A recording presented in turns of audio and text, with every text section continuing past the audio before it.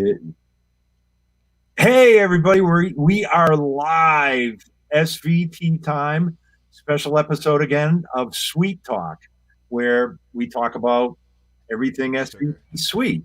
My name is Dino and my co-host Dom Liberati, and our very special guest today, actually, he's talking specifically about Sweet Talk, is Roy Mitchell-Cárdenas. Did I say that right? Awesome. Yeah, perfect. Awesome. Dom, this is episode 21. 21. So, and actually episode 2 of Sweet Talk. So we're just gonna start with Sweet Talk and call it episode number 2. I think we're safe now. I don't think they can get rid of us now. No, I don't know. That's hey man, they can't taunt anyone, but yeah, they cancel Cheers and Seinfeld, so you never know. How's everybody doing? Everybody happy, healthy, doing well? Doing great. I feel like cool. The world's opening up again, and like I am going back to like not sleeping again. It's like there's too much going on, too many things to be at. Who sleeps anyway? Yeah, good thing and a bad thing. Right. Roy, how you doing? Are you still in Nashville? I am. Yeah, been in Nashville for the past 5 years. I was in Miami before that, and yeah, just doing great, man. Happy to see things opening up a bit more, and just doing a lot of activities with the kids. It's summer, so I'm home a lot and having fun with them. Teaching my son how to play bass. I got him to play last weekend in church for the first time. He played. No way. Oh, yeah. Cool. Yeah, I have that it's a 73, I believe, Mustang, and so the short scale, and he just took right to it, man. He loves it. That's awesome. Man, did you go into that with the like no expectations, like knowing that you could full on hate it, or were you like this is gonna work? Yeah, no expectations. Like, I mean, I haven't really pushed music on any of my kids. I have 3 kids, and I just try to make it fun. My dad, who's a musician, taught me so much, and I was never forced to take lessons. I was always the kid, like, peeking around. How do you do that? Or how you plan, just around him. And I want them to have that kind of true, genuine passion. That's cool. Was your dad a bass player, Roy? I was gonna ask. Yeah. No, he's a guitar player and singer. But I was thinking about this because he always pointed out the bass parts to me. Like, wow.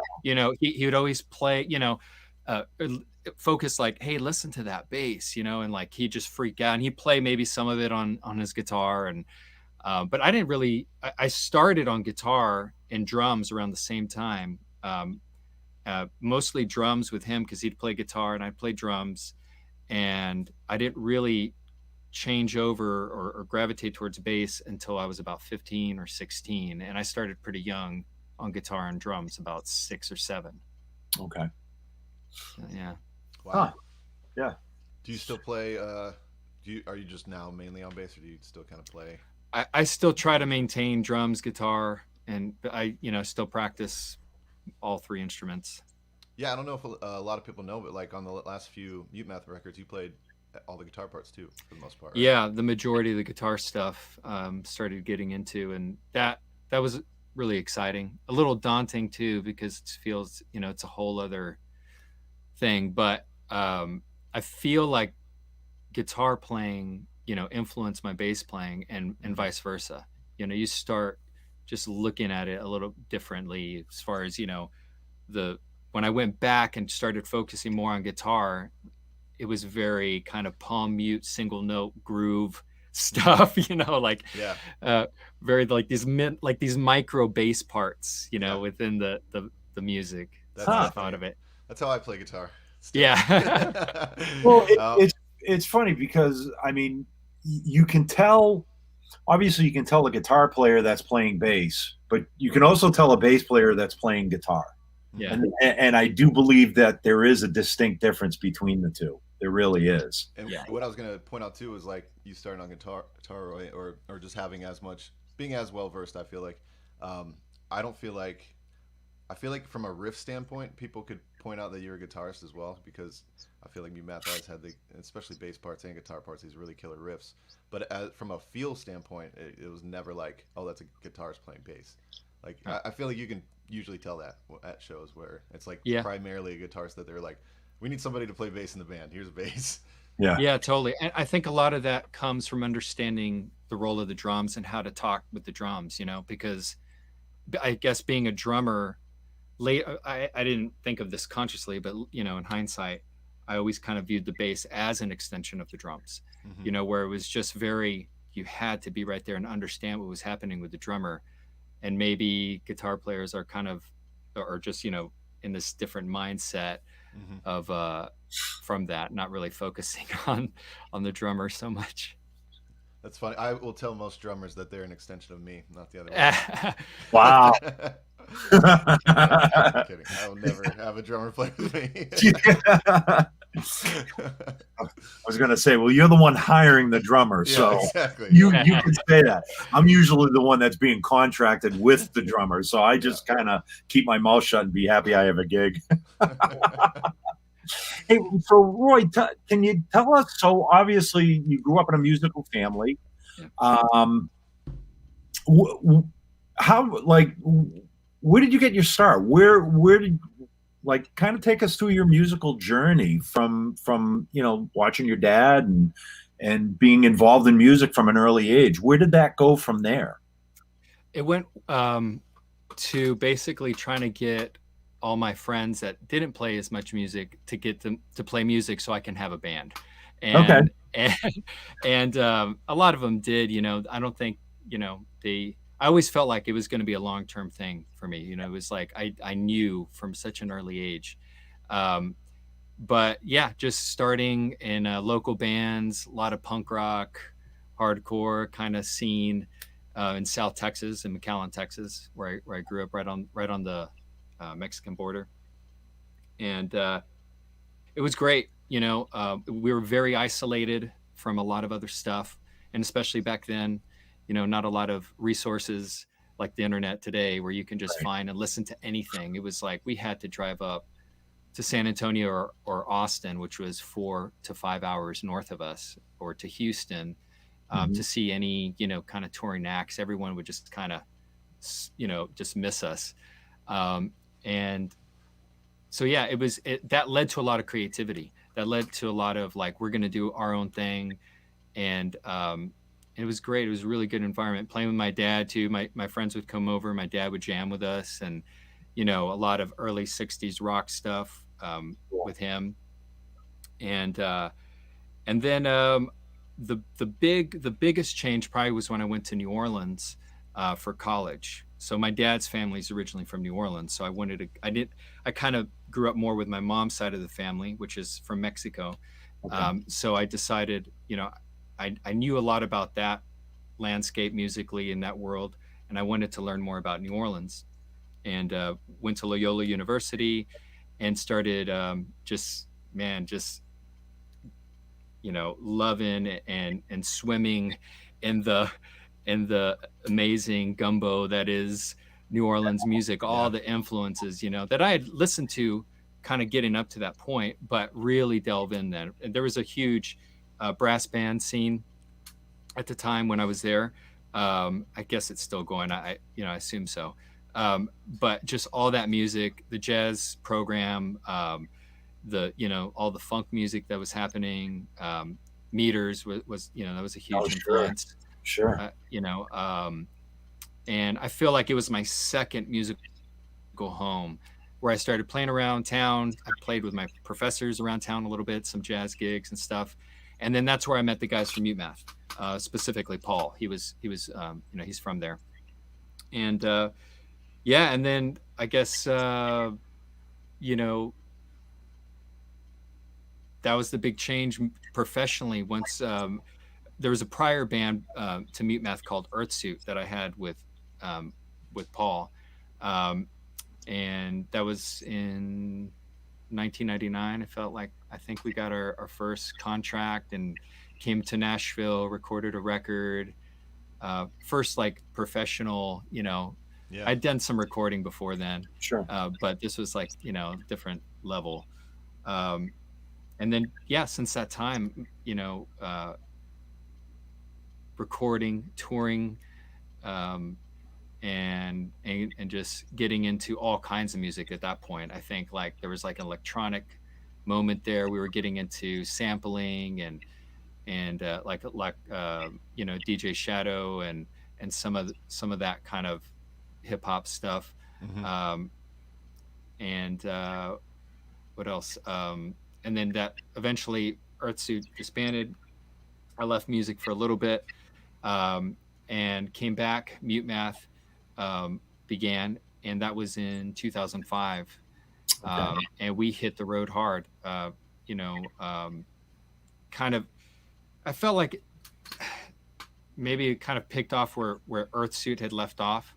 But there was always a mix of a lot of influences for me, musically speaking, you know, from roots stuff, which was my, you know, my dad, 60s rock, Texas blues stuff. Yeah. And then Latin music as well for my mom. Sure.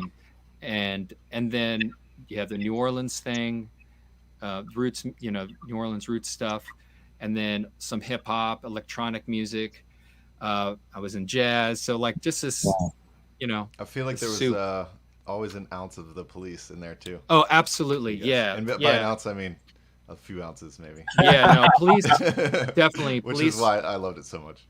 Yeah, Paul was a massive Police fan, and so was I. Like, you know, that's one thing that we connected on, for sure. Yeah, and his bass playing, obviously, you know, it's funny. I never, I mean, it's like kind of like Paul McCartney, you know, I just took his bass playing kind of for granted, you know, Sure. like but when you listen to it and you start studying it and trying to learn all those Beatles tunes or jam along to Police stuff or even his solo stuff, 10 Sumner's Tales, that was a huge album for me. Yeah. And just dissecting that, getting into that, you're just like, man, you know, mind blown. It's just so good. So, yeah. Was Mutemath, was that when Darren was first added? Yeah, well, Darren had a short stint in Earthsuit. He came on the road. And then, but really, yeah, that's Mutemath began as a band called Math, actually, between Darren and Paul. And it was just a duo. And then Greg came on, and then I came on.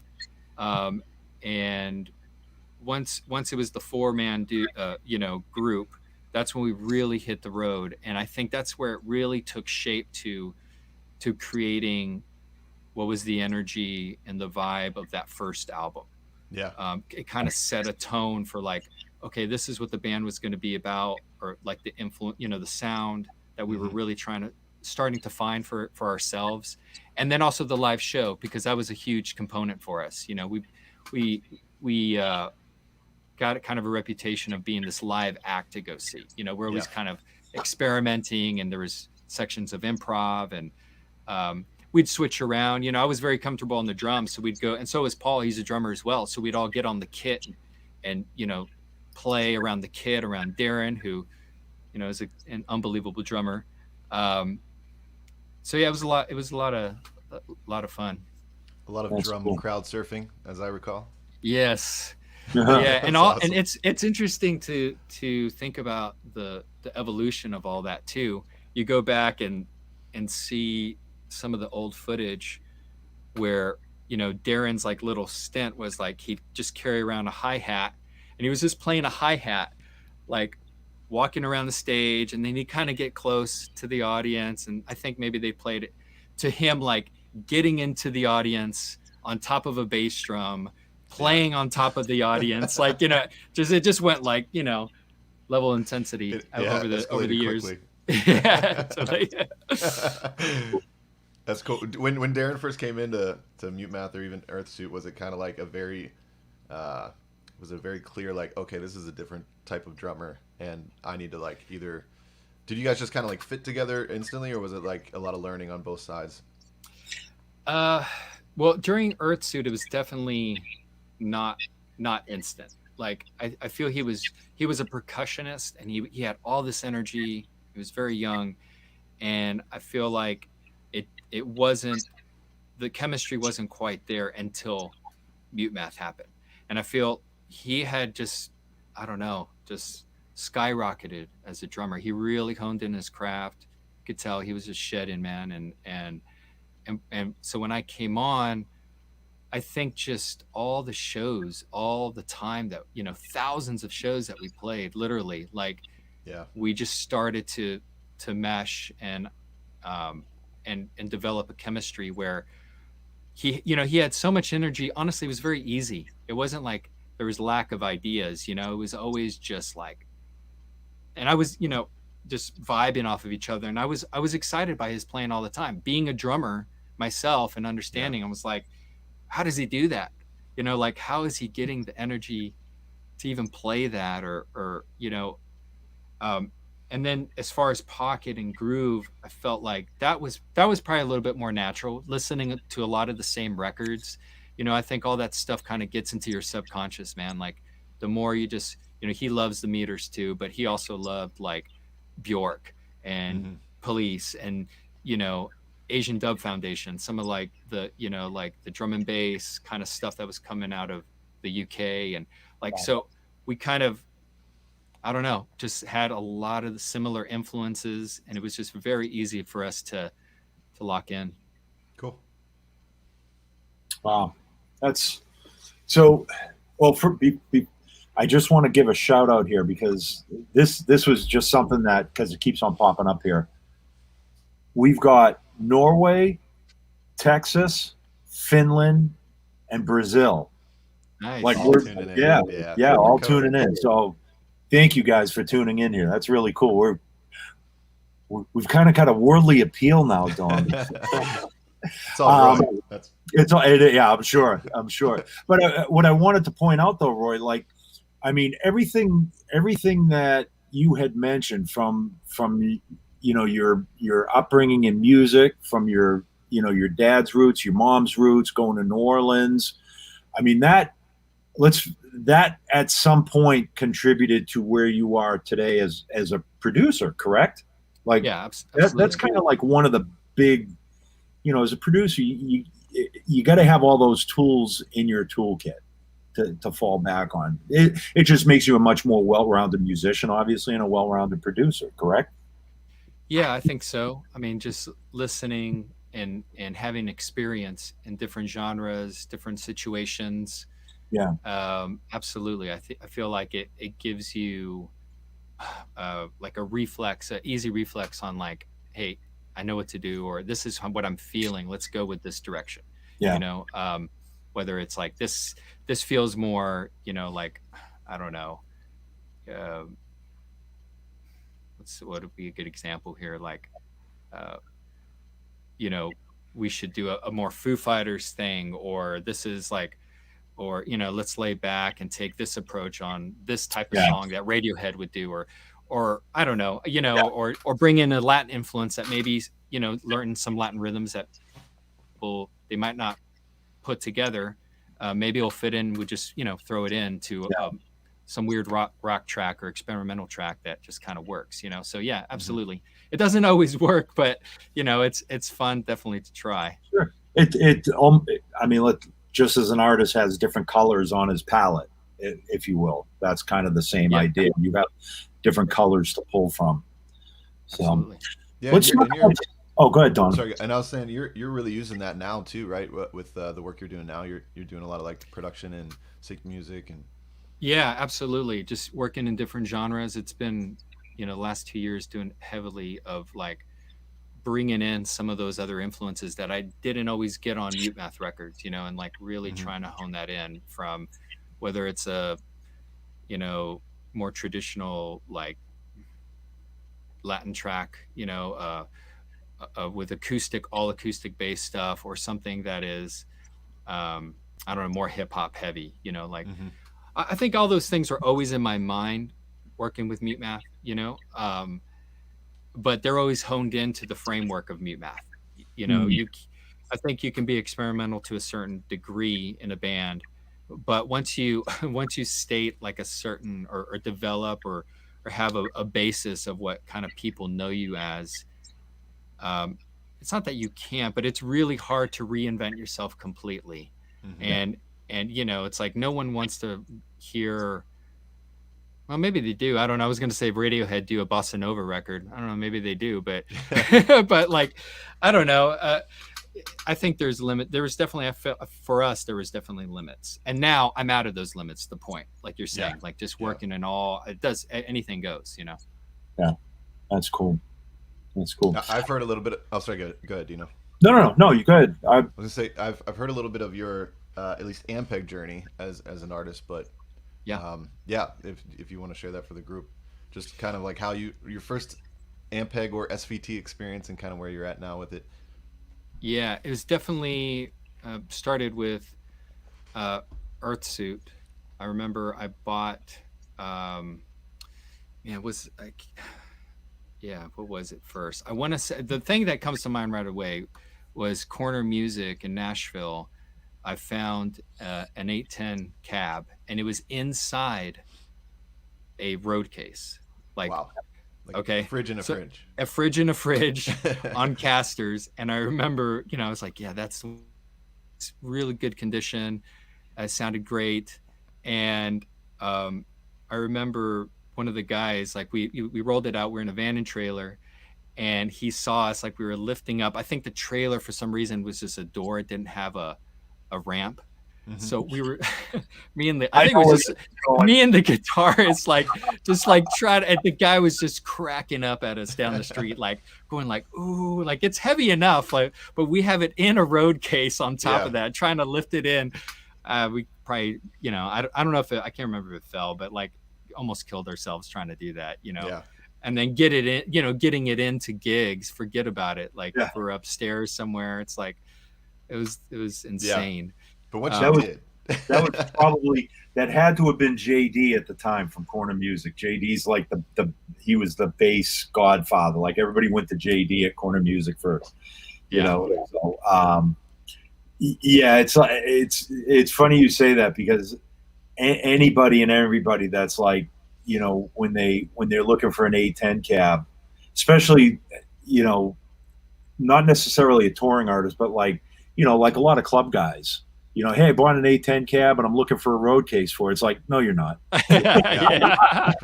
You just want a padded cover. Trust me on this one. Just toll exit again in like 5 years. I thought you were going to say you put the 810 cab on the end of the trailer and it came off the hitch. Oh, no. Thank God that didn't happen. No. But so by the time I remember I sold that rig, and then by the time Mutemath came up, the guys already had an 810 cab with no road case, and it was just beat to hell, like it was just, and we had a Pro 4, and that was really the rig for a long time. We recorded with it as well. I think I changed out the cabs a few times with different things. But that was really us, that was that first record. That was the bass rig. My dad had kind of a basement style cab, 2 15s, Jensen's, I think they were. And I ran that a couple of times. Okay. With the head, kind of blew it up. And between that and usually a DI or something, we would get those bass tones on that first record. Cool. And then continuing touring, I can't remember what happened to the Pro 4, but I ended up buying just the classic SVT head, the black one, and had a lot of problems with it down the road, like on the road, like after just touring so much van and trailer. I think I had a proper road case for it, but it was just getting beat up. And I mean, I'm saying, like, we were doing, I don't know, man, 150 to maybe 200 shows a year. I mean, we were playing all the time, everywhere,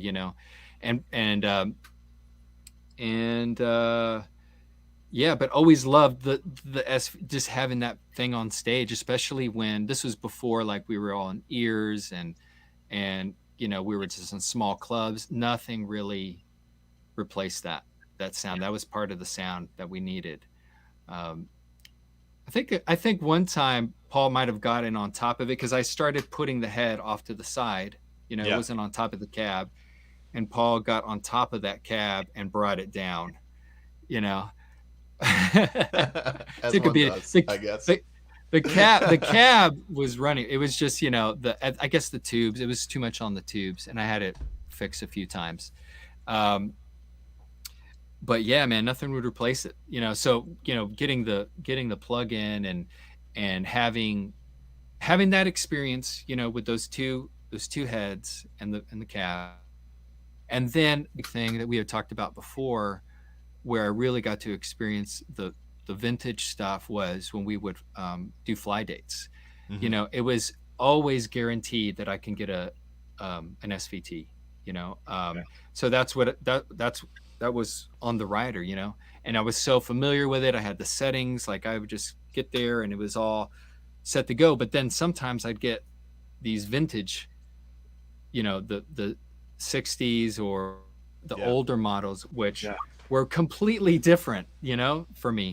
But I had enough experience after a while flying and saying, okay, oh yeah, it's this company, this is what they have. And this, I remember, you know, being here and we rent this rig, and really having the experience of feeling, you know, what it was like, and just being in person and spending some time with it, which was great to see. I feel like it really translates on this plugin. There's a certain authenticity to it all that really took me back.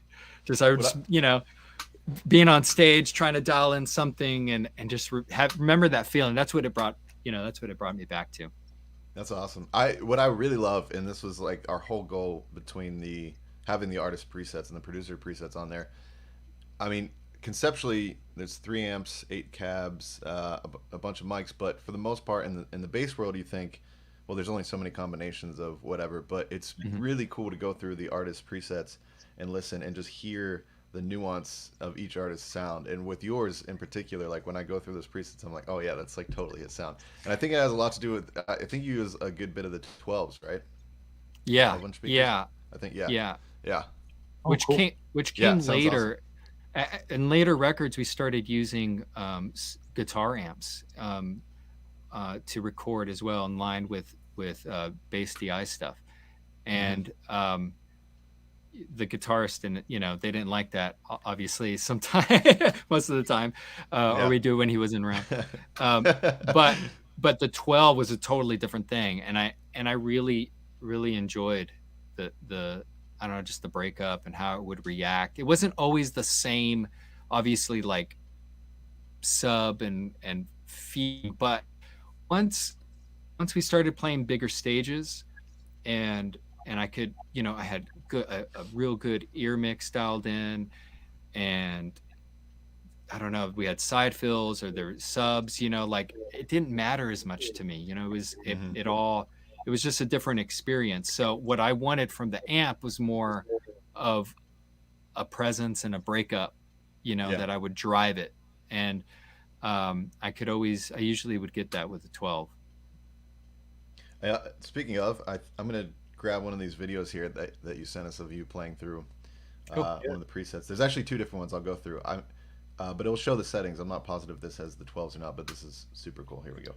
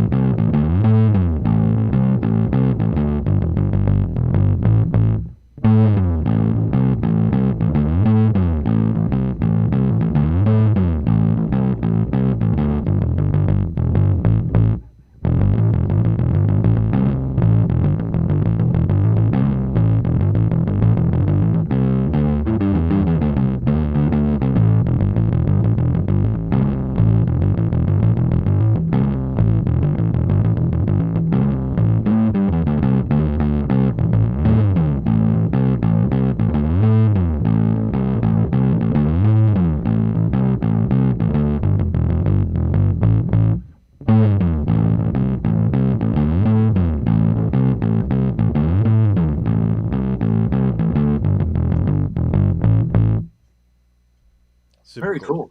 Yeah. Is that now? That's that is one of Roy's presets, correct? Yeah. Yeah. Cool. That one's good. Yeah, it's got the 50th anniversary through the 112. Here's another one he did. I think this is with the Mustang. Is this the one you're talking about that your son's starting on? The cool, yeah, like the Mustang purpley? bass. Yeah. Yeah. Yeah. This is rad.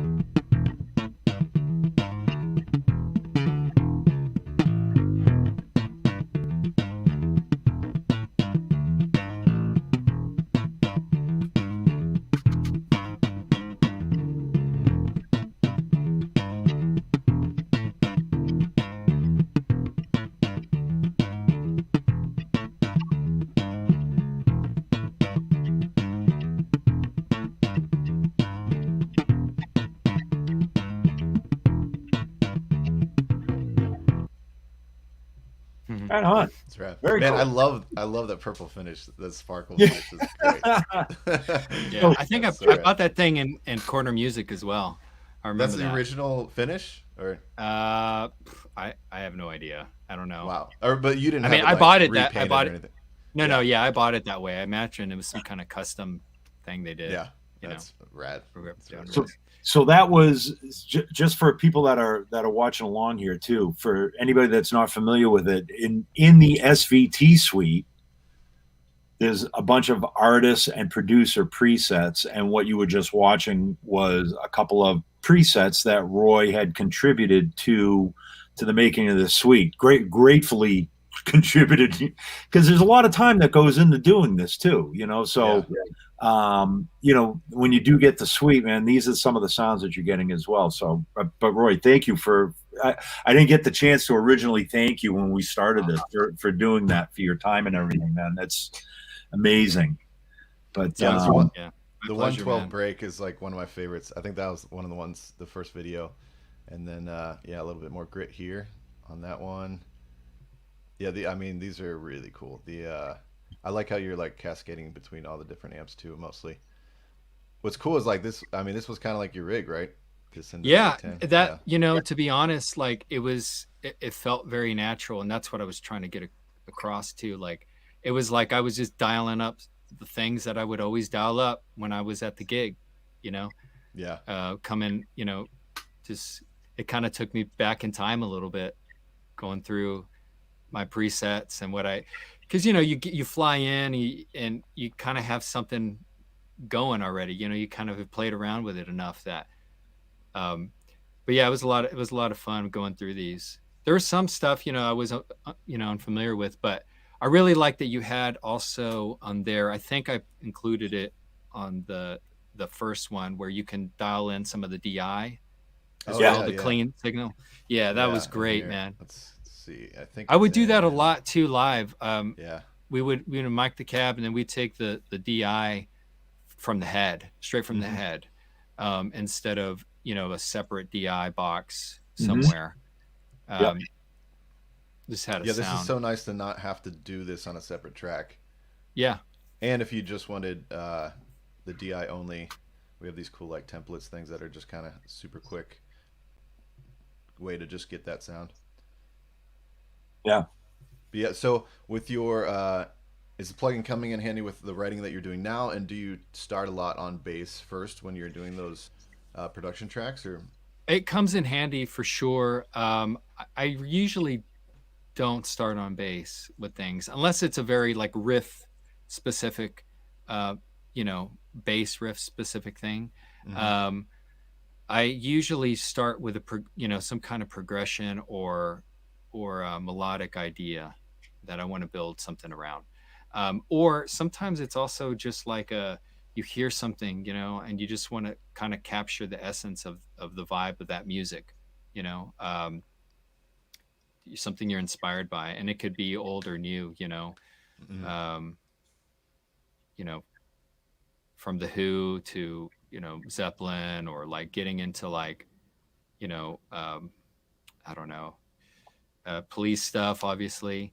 Um, but yeah, I feel like it comes in handy when I know that I want that particular sound, you know, or the track is kind of calling for something like that, and I could just go right to it. That's where I feel it's most useful. And it's also fun to mess around and play and be inspired by, you know, if you have it set up. It definitely, just like when you get, you know, a new bass, a new guitar, whatever, it kind of is calling out this particular music or this riff, or it just kind of pours out, you know. So yeah, for sure. What's cool too is like you had mentioned all those different guitar cabs and stuff like that you were using, and theoretically, like, you know, getting back into another record, or, you know, if there was a time you wanted to do that, let's say like you're back on your standard setup, if you went to cabs, and like you can head over to impulses and just grab, like, if you had an IR basically of those guitar cabs, you could kind of throw these in here, and then you don't have to, one, mic them, two, you know, bring them with you. Yeah. And then, I mean, that's like my favorite part about this. One is like grabbing, you know, whatever you want in terms, I actually have some guitar impulses there, but one, you don't have to carry this anymore. And then two, this is like, I love the square back. Yeah. It's got some serious low end to it. You know, I heard you guys talking about it, and I feel like I missed that completely, because I didn't have much experience with, I haven't had much experience with that. So I definitely missed that. And creating my presets, I'm saying, like, I just kind of went straight to what I knew. Yeah, you know, totally. Like, so yeah, but I need to mess around. I haven't messed around with it enough. I like the mic selection too. It was spot on of what we would use. Did you use so that's what I was going to ask you, use the Coles on your 810? This has like the ultimate low end for me. Yeah. The Coles, but yeah. The Coles, I want to say we used. Yeah, right. We might have. You know, we did use it on some drums, and I know we had one floating around. Like, so we could have. Yeah. I gravitated to it for whatever reason. I think probably just it sounded better on that particular preset, whatever one it was. But the one I always remember also was the RE20, the electro. Yeah. That one we'd use, and what's the other one? The D112, right? Yep. So, yeah, as well. Which also, you know, in a live setting, it seems that was the one that showed up the most. Yeah. You know, the D112. Yeah, the D112. It could just take a beating. You know, you would showed up at a festival or whatever, and they'd always have that. So that was cool. That was cool to see. Yeah. So do you think at some point, and I know this is kind of a rhetorical question, but you know, obviously we developed this plugin for studio use, but I mean, I'm waiting to see who's going to take this on the road first and start using it. You know, it's like, you know, with more and more guys using in-ears, there's less of an opportunity, or there's less need for big rigs on stage. I mean, quite conceivably, you know, like I was just showing Dom pictures last night. I carried my Heritage 50th out to a gig last night, you know, with a 212 cab. Yeah. You know, and it was an outdoor show, and I got a bug flying around here. It's driving me crazy. But, you know, but the whole time I'm lugging this 85-pound amplifier, I'm like, I got this thing on a laptop. and you know, of course, I didn't know what the PA situation was last night. Had I known what the PA situation was like, and I had a good sound man, it'd be like, I could probably just bring my laptop and an interface and my in-ears and a DI, you know? Yeah. So, I mean, that quite conceivable. You see this happening? Yeah, definitely. It's something I probably would have looked into. Okay. Because we had, you know, the other job that I had in Mutemath was to run playback, you know, and run tracks. So I would place a lot of my synth-based rig was actually just on Logic. I'd either have, I use some of the Logic soft synths, or I would build something in the Logic sampler. For example, on clipping, I had all the, you know, the samples from the record, and I would trigger all those, you know. Yeah. And at one point, I had it going out to my rig, and so I could feel it, and out to the house, obviously. So yeah, it'd be really easy to have that just right there, man. And I think it would translate because, you know, just like the synth bass stuff did, it felt good. So yeah, absolutely, man. You know, in a smaller situation, you never know, though. That's what's a little scary for sure. There's nothing quite like having the you know, like the bass, like we're talking about, like the heavy bass, you know, like there's something in the energy, in the feeling, the vibe that you get from just you know, being with it and what it does in the room. So I'd be curious to see how it translates. But yeah, other situations, man, like when we were on bigger tours doing like arenas, it didn't, I mean, it almost became like the amps were for show sometimes, man, like, cause it just, there's a disconnect. Everything's through ears, you know, everything is so exactly the same night after night that it doesn't matter so much sometimes. The, sorry, go ahead, Dino. No, I was just going to say, it's almost like, you know, the bigger the show and the bigger the production, I think the less need, I don't want to say less need, but you know what I mean? Like you're saying, it's like when you're doing, you know, arena tours and stadiums like that, unless you're standing in a very specific spot, i.e. right in front of your amplifier, everything is coming through ears and side fills and everything else. So, you know, I do see this happening. And if you had mentioned like playing synth, if I was a synth player and I just had like a main stage rig or something going, I would definitely want to run, even if it was just through like SVT-DI, that model, to have like a little saturation of fatness. We even added, we had like a few in the well, actually in each amp. Let's see here. Yeah, in each amp, I made sure that there was some synth bass presets in here, just to fatten things up. We had one where like you can widen it a little bit. Cool. Boomer growler. I think this one is like the dimension. Yeah, I basically used the chorus pedal to kind of like widen stuff out with the phaser. But yeah, I was surprised to see all those pedals too, by the way. That was cool. I think a lot of people were like, oh, I didn't know Ampeg made that many pedals. Or, you know, the Rocktiver and the Phaserfire are brand new. You know, if we get enough people screaming from the rooftops, we would love to make these in real life. I'm just going to plant that right now. But yeah, and then the fact that you can put it in the comments. In the comments. Can kind of move these around. Actually, speaking of the comments, I do want to address something. Yeah, go ahead. I'm calling Haji out in a bad way, but no, Haji's like the freaking genius on so many Ampeg things.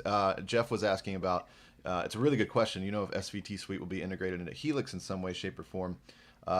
Being that, you know, Ampeg and Line 6 are under the Yamaha umbrella, and a lot of the same engineers that worked on Helix worked on SVT Suite, which is why, in my opinion, some of the models sound so incredible.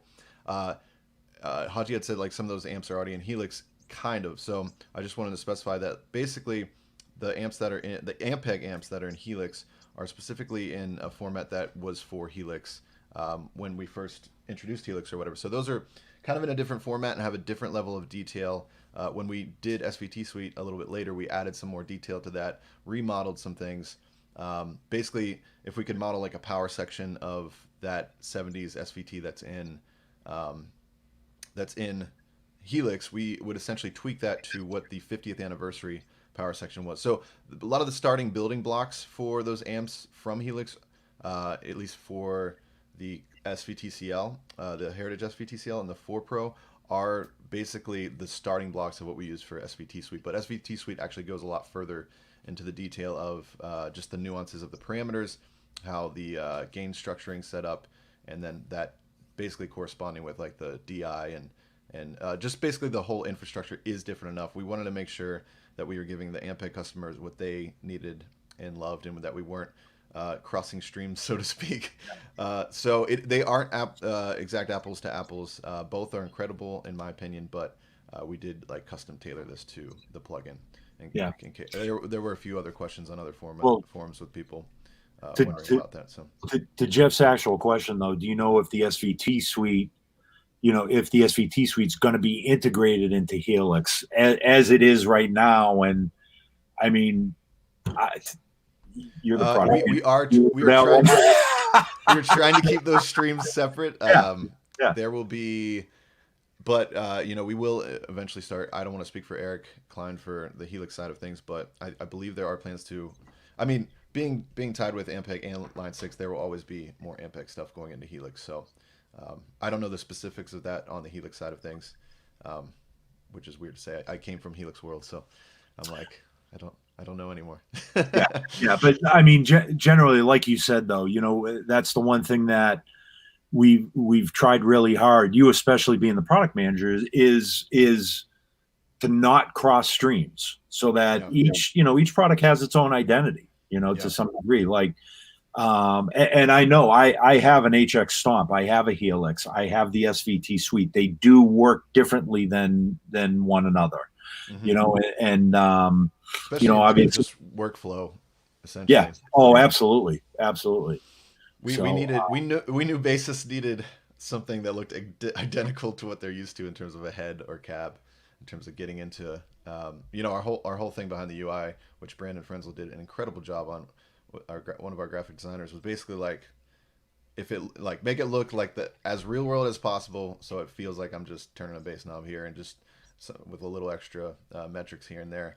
But one thing we did kind of take from Helix, which I think is really helpful, we present it in a different way, but all of the MIDI control that you have in Helix, we essentially ported into SVT Suite any control that is automatable is essentially MIDI controllable. So talking about what we were talking about with like the live setup, I essentially, once I kind of arm this like MIDI CC mode, and like our little help text down here explains how you can do everything. It's basically always there too. Like, so anything you hover over, we're giving you exactly what that does underneath here. But you basically send a MIDI CC to any of these controls, and this also works in all the views. So essentially, live on the fly, you can control all this with MIDI, and it'd probably just streamline your live setup and make that a lot smoother. I gotcha. Hey, I got a question for you guys. Seeing, I'm fairly new to the obviously the recording world. I mean, I do tracks here at my house for people and whatnot, but generally when I'm recording a track, and this is a question for the general public too, when I'm recording a track into my DAW, should I be recording just a unaffected clean bass track and then going in and adding the plugin later, or should I be recording with the plugin into the track? I guess it's all about your preference. I mean, you can certainly do either. Roy, what do you prefer when you're playing? I think it depends on the situation of obviously always having that clean DI is essential or beneficial. I wouldn't say essential, beneficial, right? But in a way it also opens a can of worms, because I think that's kind of a bit of the problem where it gives us too many options. So I'm kind of more of the mindset where let's just dial in a tone, be inspired by that tone, and let's create something with that.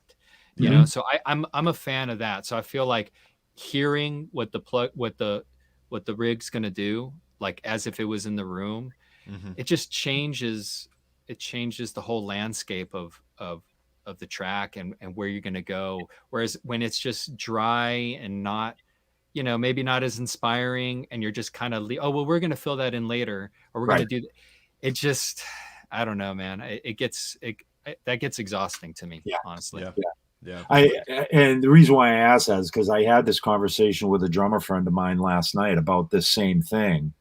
And it was kind of like, well, first of all, if you're sending tracks out to people, you want the best representation of what you are. And if that's, if that's a P bass through a B15, obviously if you're recording a Motown type track, you want, like you were saying, Roy, you want that sound to inspire that style for the track that you're recording on versus just a clean clickety track, Yeah, totally. But the good news is you could always just, disable the plugin afterwards and go back to clickety. So you do have the freedom of that. Right. One thing that some people will do too is like double up on tracks and record and only use. So like I was talking about that template. Like some people will like basically get there. Let's say like on one track they have this set up, but they have the SVT DI off, and then they'll set up a separate track, and you can go down into templates. I have all these presets open, but I already had it. And then like on the other track, basically you only have the SVT DI. That way it's kind of like a more traditional path where if you're in the recording studio, you would probably have a DI track that's clean, and then an affected track. So yeah, one of those options. Jeff also pointed out, he said the 810 still has its Tolex in the suite. It's not true to life.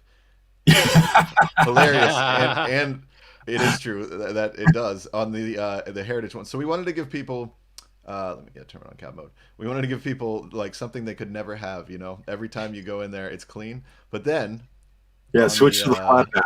Yeah, if you go to the square back, we did add a little bit of distress here. The Tolex definitely looks way too clean. But there was something that we actually were thinking about, and please go to IdeaScale. If you go to ampeg.com, there's a link to IdeaScale. Haji might even provide that in the comments. But you can essentially like go and add your ideas across any Ampeg product, have an idea for a brand new Ampeg product if you want, and people can upvote or downvote any ideas. So we always check that and make sure, you know, any new products we're making, that or any new features or anything that we are considering, that we, you know, go and listen to you guys to see you know what you're asking for. But one thing that we were talking about was having something over time in the preferences, like in one of these windows here, where it's like, you know, aging over time setting, where like the more you play it and open it over time, it gets more beat up in terms of the cabs. That's then great. With this with the two amps that have like the back view, which is really cool too, where you can get into the nitty gritty of some details. We thought about even like modeling the fan noise that you could turn on and off, since we have the hum. So there you go. Oh gosh, I didn't even notice that one. Yeah, that's some crazy detail. It's a little much, but we love it. Yeah, and I will say, you know what, I remember Dom talking about this right from the get-go. You know, so basically, I'm putting all this on Dom. Like this really was his brainchild. It absolutely, on me, for better or worse. Well, no, you take the credit for it, man. It really was your brainchild, because, you know, again, Dom's a producer. I don't really consider myself that much of a producer. I'm pretty much just a bass player that's job for hire. So you give me something to plug into, I'll plug into it. I'll play a bass line for you. But when Dom, coming from the production side of things and the producer side of things, you know, presented this to me, I was like, man, I don't know. We've already got a few companies that kind of do that, but not, you know, they do one. Yeah, they kind of do it well, but not to the extent that I think we could do it. Yeah. And man, you know, I just sitting in all those meetings with Dom, you know, hey, we're doing this and we're doing that. Like all the little details that you pointed out just now, you know, just kind of came to fruition to what the SVT suite is now. And man, the more I play around with it, you know, it, like, I just realized it's spot on. It really is spot on to my experience of playing SVTs for the last 20 some odd years, 30 some, 40 some odd years. Sorry. And I would love to hear, like, and it's kind of my next question for Roy, but I would love to hear what other people, in terms of gear, whether it's Ampeg gear or even other companies' gear, like your wish list of like anything else to be included in the suite in the future, or maybe a different plugin, or maybe even, you know, some, again, like IdeaScale. I think, Haji put that link in the comments. But on top of getting your ideas for that, we actually, I was just thinking about this, and we should have maybe led with this, is that right now, actually, you can go to ampeg.com, and there is a half off discount if you just complete a survey and tell us, like, either what you think of the plugin so far, if you've started the trial, or, you know, what's the tipping point of you like wanting this, what do you love and hate about it if you've already bought it. You can, basically right now it's like half off if you go and complete a survey. So, and you get Roy's presets, so that's all you need. Yeah. But Roy, I was gonna say, like, what in the future, let's say you know, future touring for you one day, or even in the studio, like, what is like kind of a dream rig or piece of gear? Is there anything that you're just kind of like, man, I wish I had this, or I wish, some company would make this? Oh man. Gosh, I don't know. I feel like there's so many good things out there, man. Like, I don't know. I don't feel like I feel like there's almost too much sometimes, like too many options. Option paralysis. Yeah. I don't know, some synth stuff maybe, but I'm not, I'm pretty simple. I feel like I'm in the middle of the road of being super techie and traditional, like where I'm always kind of blending those two worlds. And working out of Logic, I use a lot of the amps. And I was thinking about the comparisons of what you were talking about with what comes standard and what their like their SVT rig is, or some of the UA stuff, like it's all pretty good. I mean, it's even going back recording like early when we were on like Logic 9, let's say, for Armistice, or trying, like we hardly used any of that stuff because it just wasn't up to par. There might have been one or two that were okay. Yeah. And we're always just doing the real thing. But now, man, they're pretty good. And I feel like the tipping, like what you guys did with those details, really changed the game as far as like making it feel authentic. And that's the thing that is hard to translate, is the feeling of it. And all those details start to add up. I'm sure you've noticed in, a production where you're talking about like, or even live, like your synth rig, you'd want to run it through something because just that extra bit of like, saturation or grit, and it really makes a difference in the long run. I don't know, so that's what I've enjoyed about it. But as far as gear, man, I mean, I don't know. Kind of put me on the spot there, man. I'm not sure. Nothing kind of jumps out at me. Do you have something in mind that you? No, I was just like really. Yeah, I was wondering, Tom, what are you scheming here? I'm like, what should I make next? No, but also I'm going to keep putting you on the spot. Yeah. Because you had mentioned I asked you this when we met up last in Nashville, but I've always loved the bass line and the sound on "Stare at the Sun." So I want to ask you about your chain for that and what you used, if you can remember that. And then 2, you had mentioned the synth bass part in clipping, which is probably my second favorite of like everything. So I was wondering if you like, of what you feel comfortable giving away, if there's any secrets, like what you use chain wise on either one of those. Yeah. The upright on Obsolete, it was my upright, which is or Obsolete, 50s K. You said Obsolete, right? I said Stare at the Sun. Oh, Stare at the Sun. Okay. Yeah, it's kind of the same. Kind of like into the Yeah. So Stare at the Sun, for those who don't know, Stare at the Sun and Obsolete are like 2 songs put together, and it's like a 7-minute, journey. And Obsolete is kind of the part where it just came one day out of the studio. They were finishing Stare at the Sun, and they wanted to kind of create some kind of outro. And I had my upright that day for whatever reason. I brought it. And I have a 50s K bass, nothing too special, just something I've had for a long time. It actually, interesting story on that, it got destroyed in the 2010 Nashville flood. It was at soundcheck, and they found it. I mean, I think it was probably floating, and by the time I got it, it was just molded completely inside, just put apart. And my good friend at Clear Tune Monitors, Cesar, he rebuilt it for me. Awesome. So anyway, it was saved, thank God, and I still use it to this day. So cool. But before that, so I had some, what kind were they? Who makes the quarter pound? The pickups, the P-bass pickups? Seymour Duncan's, yeah. So I had some Seymour Duncan's on that, and it was,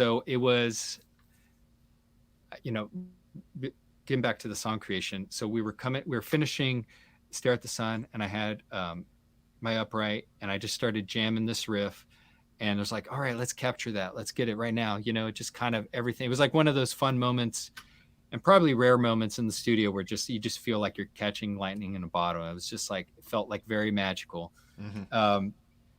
And we had the upright, DI. So I don't even think we had a mic on the upright. So it's just the pickup sound. And then I ran it to the SVT, the Pro 4, into my dad's cab, the 215s, like the kind of Bassman style. Yeah. And we had RE20 on it. Yeah. That's so yeah.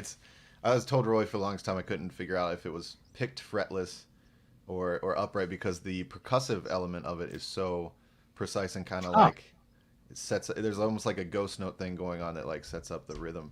Yeah, which is really cool. Yeah, I think it's just, I don't know, just the upright, the way it's interesting. It took me a long time to find a way to amplify the upright, you know, without feedback. You have all kinds of pickups like the Realist, which are great depending on the situation, like a jazz setting, you know, but for a rock setting, you know, running it through a, you know, an SVT and playing live, and this is before ears, you know, like monitors blaring back loud, you know, Darren's a loud drummer, really basher, you know, it's like those pickups work really nicely.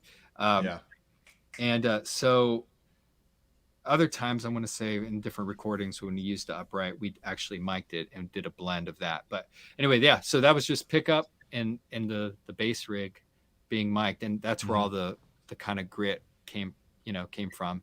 And interesting enough, one of my last shows with the band, so, you know, I left and they hired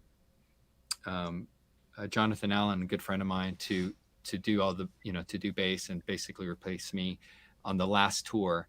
But when they came through Nashville, I joined them and we played the song at the Lyman. And I did kind of about half guitar, half bass at the show. And I just brought my Vox AC30, and I ended up running the bass, you know, the DI, and running it through a AC30, and it sounded it sounded pretty close, man. Wow, you know? that's amazing. That grit, but then you had all that sub and low end from the pickup. Yeah, that was I'm glad. Thank you, by the way. That's man. You know. Was the K with the upright like double tracked, or was it like you kind of started there and then went into? Was the K double? Is the K the upright? Is that? Yeah. The K is the upright bass. Okay. Yeah. Okay. Cool. Yeah. That's awesome. Yeah. So no double tracking, just an upright, and just two tracks of, you know, the DI and the amp. Yeah. Everybody goes into Obsolete and Sun because it's awesome. And then they were clipping on the synth. Yeah.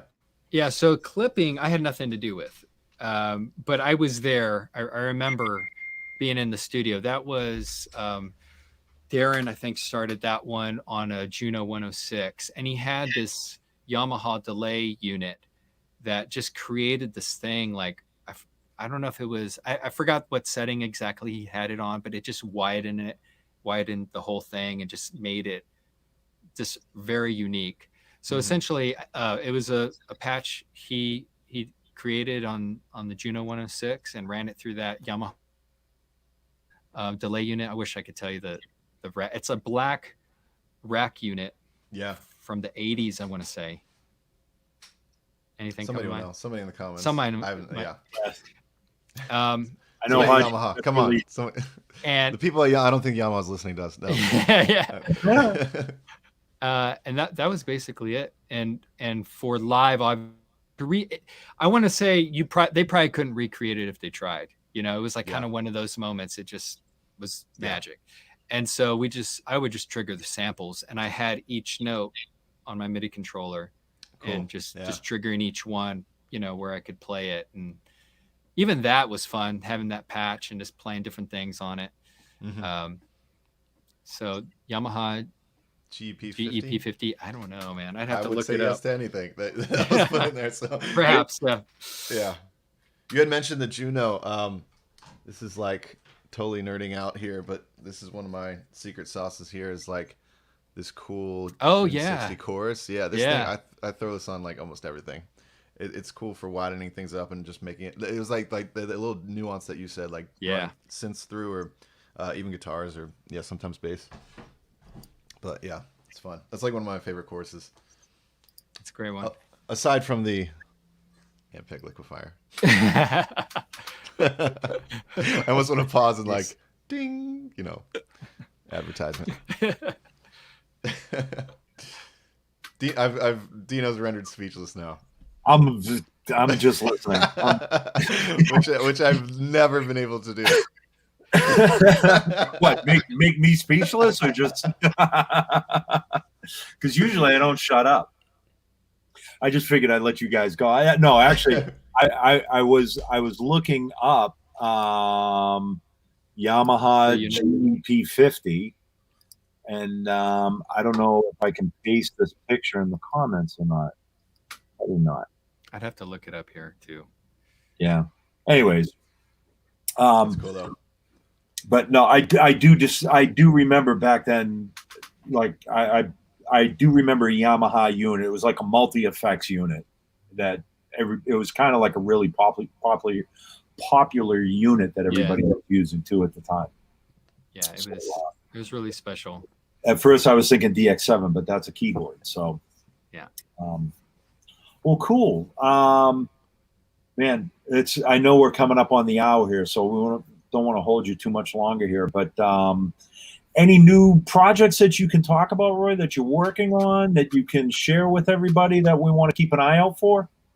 Sure. Yeah. I have been working on a sample library company called Sample Fuzz Audio. You can find that online easily and on socials.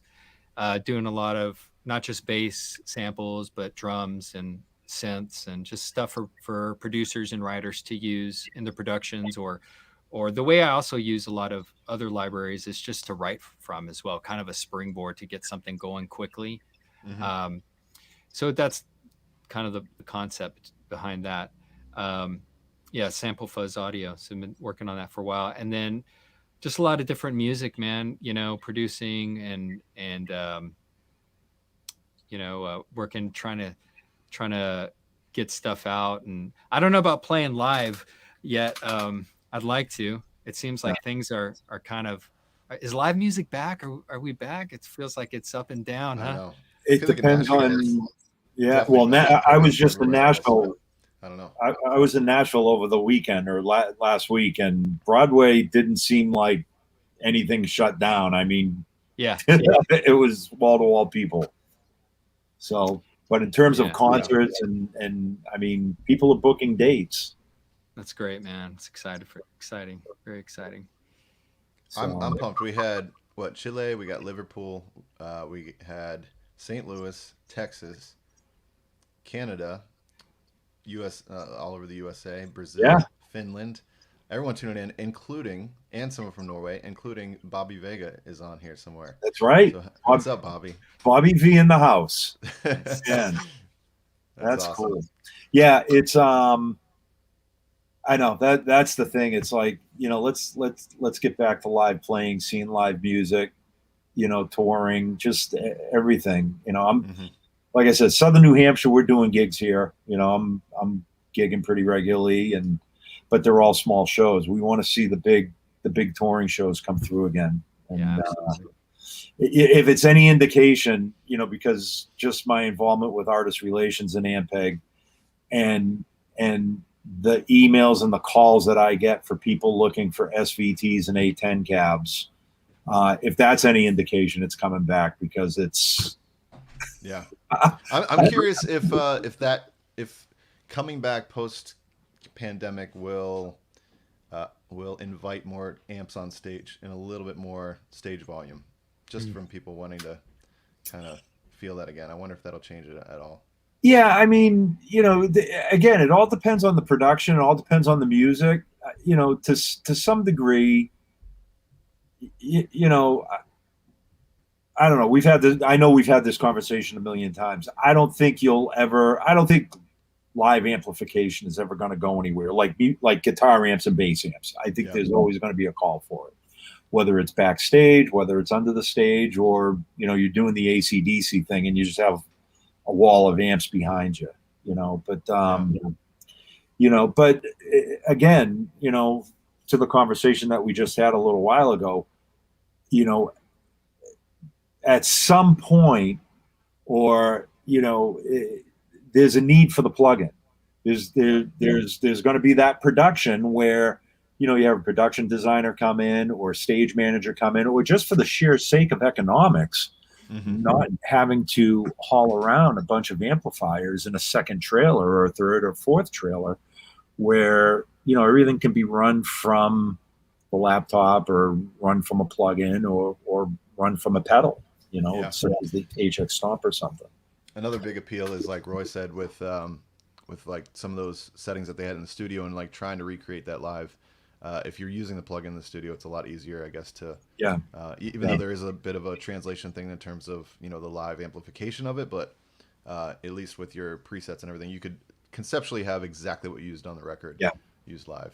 I guess the funny question that I forgot to ask earlier. So, like back in those days, Roy, when you were recording and you were saying you kind of used plugins sparingly because they weren't quite where they needed to be. So that was an easy choice back then. All right, I've got an original B15, or I can use this plugin that's kind of close. Well, you're going to use the real thing. Now, I mean, let's face it, the plugins are pretty spot on. So, and I run into this too. It's like, all right, I've got a B15 back here, but I also have the plugin. Well, I don't have a B15 plugin in the suite, but I do have an SVT. And so what are the advantages and disadvantages of both? Obviously, you have the real thing, but then you have the disadvantage of miking and background noise and everything else. It's not as controllable. So that's the choice that a producer is faced with these days, I guess, now, is like, do I use the real thing or do I use the plugin? Yeah. That's a great question. I think a lot of it just depends. It might come down to like how what mood someone is in, if they're willing to work, if they're feeling lazy, if they're really trying to, I don't know what might be most convenient at the moment, time and but it's nice to have both, to have really both options available, if you can. Obviously having the plugins a lot more accessible to people recording if they're in an apartment, or whatever, and that's just mind blowing now. It's just what you can do. And I've run into that as well, even just with my productions here. If I'm working on something, it's like I feel what I end up deciding or what pushes me to decide one or the other way lots of the times has to do with I got a particular sound before, like let's say better using this kind of, even like this guitar part, for example, using this plugin. And so I'm going to go with that sound, but I got, another sound using the real amp and this setting. And so I'm just going to use that again. Like, I'm not trying to reinvent the wheel every time. So I think as you're going through, your work and your creative process, you're kind of making, at least I do, you need to kind of make a checklist of these are the different tones that I've used, and this is how I got them. And this is, I don't know. And maybe sometimes the plugin might do something different, or just change a little bit where it's just like, or you don't have that particular amp or whatever, but you like it, how to get it, and you can just go straight to it. I think that's always looking at what the end result needs to be. Yeah, I get you. Yeah. No, that's a great answer. It's basically, what tools you have available for the sound that you're looking for at that particular, that is going to get you that sound. Yeah. And I think it was a great question, or I forgot if it was Dom or, when you're on the road trying to recreate these sounds, that was an issue that we had for sure, at least that I felt like I was always trying to tackle. And a lot of it, besides the sample stuff or synth stuff that we couldn't, we didn't want to travel with a Juno 60, although I feel like we did for a long time or whatever, I would use pedals a lot of the times to figure out how to get a lot of these tones and really started diving into different pedals, because it was the closest way for me to be able to fly and just almost get any kind of rig and get close to what I was going to, do with my pedals. Yeah. I